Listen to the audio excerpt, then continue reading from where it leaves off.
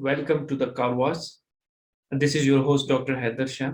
I hope you will be enjoying our different videos.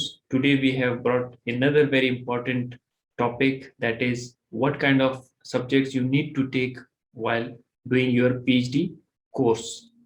So, four subjects are very much important for every PhD student to take because that will make you in a proper way, it will polish you in a proper way, and it will refine you in a proper way so that you can conduct the process of research very well. So let's get started. The first subject you need to take is the reading course. Reading course is actually referred towards the literature review, conducting a literature review on your proposed topic. That will help you in order to find the gist of the research. That is research problem, research gap, research contribution. You will come to know what are your research objectives, what are the research questions, and how it can be a good topic in terms of what is the contribution of your study, etc. So while going through the reading course, you will go through extensive literature review. You will see how different theories are related, what variables you need to consider in your theoretical framework, and what is actually the gap in the research which your study is going to fill. So reading course is very much important in order to understand your PhD process properly.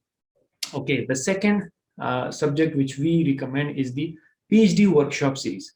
I myself have had taken this course of PhD workshop series in which we were exposed towards the different seminars. We used to conduct different seminars, and our fellows, they were conducting seminars. So we were learning from each other.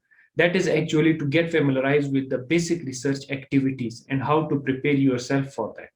It is all about to understand the whole process of research, how it is aligned, the research question to your research problem, what is the research gap, what is the research contribution, how can you prepare the preliminary literature review, and then how your methodology is aligned with your research question or objective. So all these things are taught in the PhD workshop series. So definitely go for opting for this PhD workshop series in your first year of PhD coursework.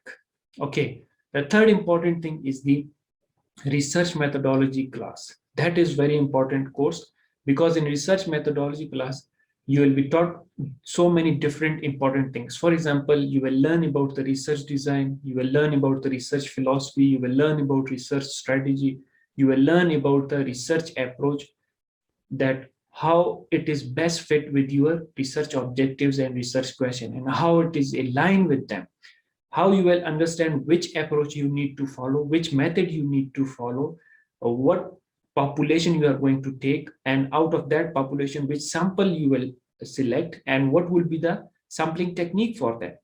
How would you understand which one is much better or which one is most suitable for your research topic or your research area.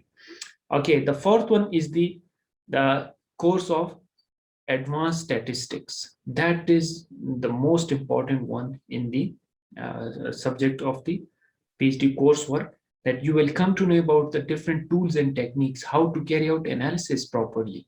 Most of the time, we are very good at conducting the literature review, we are very good at the identifying the research problem, and we are very good at research contribution, etc. But the thing is, how would you collect the data, which is research methodology, and how would you analyze the data, which is actually all about analysis part.